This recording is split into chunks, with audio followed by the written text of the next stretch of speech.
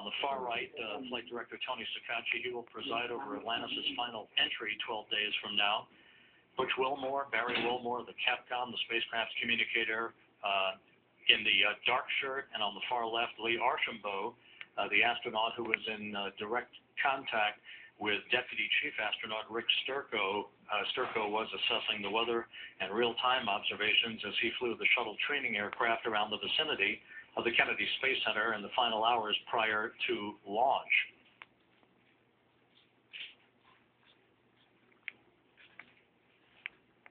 Handshakes all around here in the shuttle flight control room. As we move into the post-insertion time frame, the initial phase of getting Atlantis set up for orbital operations, the countdown clocks here in mission control currently ticking backward to the first firing of the orbital maneuvering system engines in what is known as the OMS 2 burn. Just a bit under 22 minutes from now, that will begin to raise the orbit, the apogee of Atlantis' orbit. Essentially, the launch itself was the first rendezvous maneuver to catch up to the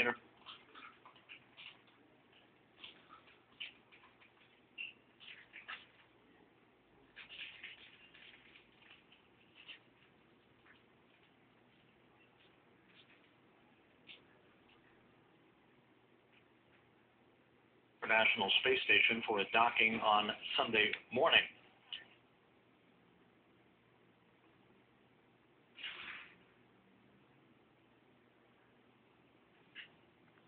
With Atlantis in the early minutes of its final flight, and the final flight in the history of the shuttle program, we're going to go back down now to the Kennedy Space Center at the launch site for replays of today's launch that occurred at 10:29 a.m. Central Time.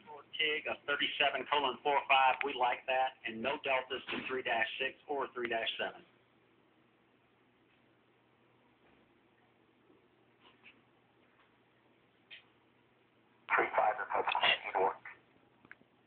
Thanks, Atlantis. We're watching.